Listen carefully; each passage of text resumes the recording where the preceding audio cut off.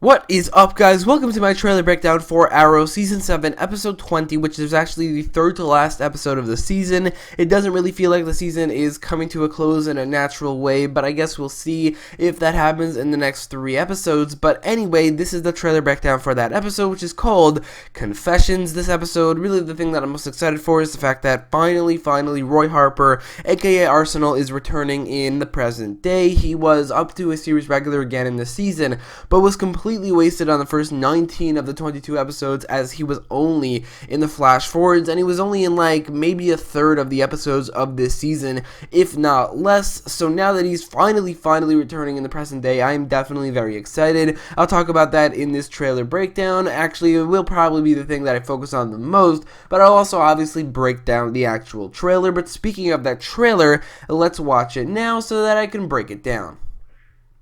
We've got 2 dead guards and one hell of a mess. We got arrows at the crime scene. She's covering for her husband. I didn't do it. Goodbye, brother. What do you want? So Oliver is being framed for a murder that he did not commit in this episode. That is seemingly the main storyline of the episode, although the second half of the trailer would show that he's not going to be thought of as the main suspect of this murder for very long. It seems like he's going to be let out of SCPD custody and just she's going to go up against Amico. I'm pretty sure that's what's going to happen. Maybe half of the episode, maybe like 15 minutes of the episode will deal with the episode beginning with Amico killing these people and then Oliver being suspected for killing these people as well. There'll be like 10 minutes maybe of Oliver being investigated and Oliver saying that he didn't do it, and then Felicity saying that he didn't do it either, and then this cop saying that Felicity is covering for her husband, and that will also lead to him being exonerated and being proven that he is not the killer in this instance, which will lead to him getting out and seemingly going up against the main villain of the season, Amico Queen. That is most likely going to happen in this episode, and I am definitely not as excited for this episode as I could be. I mean, I'm not exactly excited for this kind of reused storyline of Oliver being framed for a murder that he did not commit. I'm not 100% sure they've done it before, but I'm pretty sure that Oliver has been framed for a murder that he hasn't committed, or just like a crime that he didn't commit, based off the fact that the person used the same arrows as him, or maybe just different arrows, but still he's the only archer around. I don't know. I'm pretty sure they've done this before. I'm not 100% certain.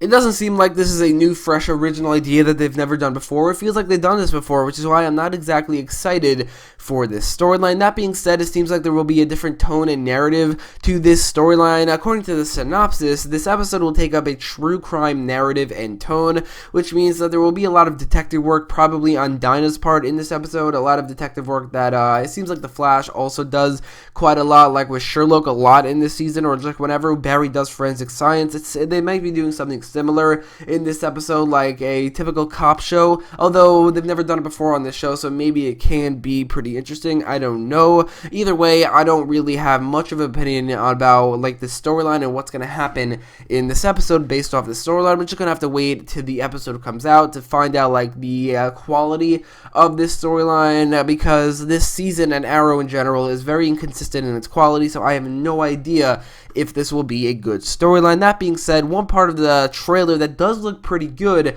is the ending.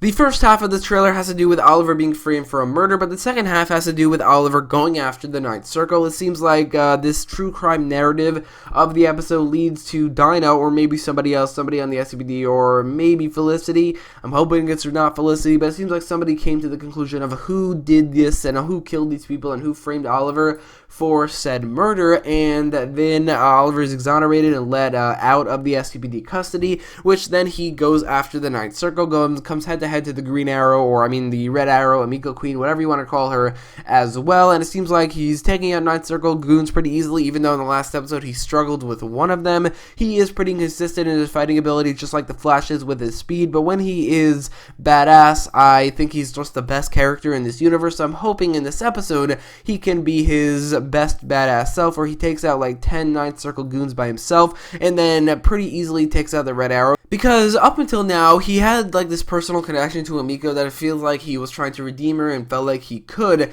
and because of that, he's been holding back in every fight, or at least I hope he has. If he hasn't, then that would make Oliver look a lot less badass than he usually is, or he is at his best. So now that she has framed him for a murder, maybe crossing a line, he can lose any personal attachment or any personal feelings like he can redeem her in the past and just lose it and just go all out on her and defeat her pretty easily. I'm definitely genuinely hoping that will happen, but that is it for that part of the episode. I want to talk about the fact that Roy Harper is returning in the present day.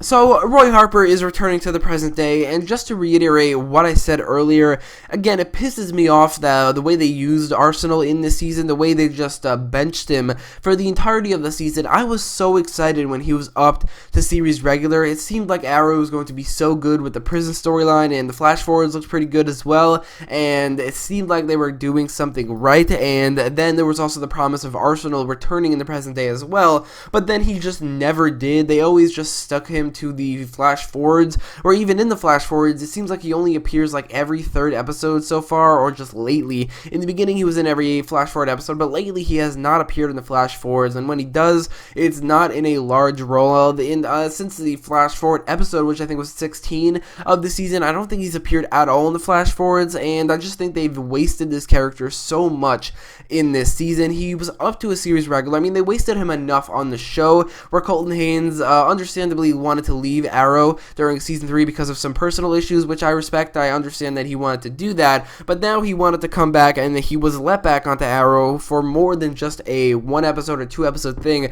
where he's the series regular, and this is a Green Arrow show where Roy Harper was not on it for long enough, and now that you have him back, they just wasted him on the flash forwards, where now he's only going to be on Team Arrow for 12 or 13 total episodes in the rest of the show, which probably only leads like to a total of 30 episodes out of the entirety of the Green Arrow show, which is less than Wild Dog, less than Mr. Terrific, well, less than, not less than Ragman, more than Ragman, but still, he was less on Team Arrow than a lot of the not at all main staples of the Team Arrow, which kind of pisses me off in the way they used him. I get that they couldn't use him until this season, like the entirety of those seasons, just a couple episodes when he wanted to come back. Before this season, they could have 100% used him in from episode 1 to episode 22, and it would have made sense because when Oliver was told the world that he was not only the Green Arrow but also the Arrow and the Hood and every single version of the Green Arrow and that character in Star City, this meant that Roy Harper didn't need to be on the run anymore. This means that he is no longer the Arrow that everybody thought he was, which means that he is no longer a suspect and he's no longer going to be put in prison.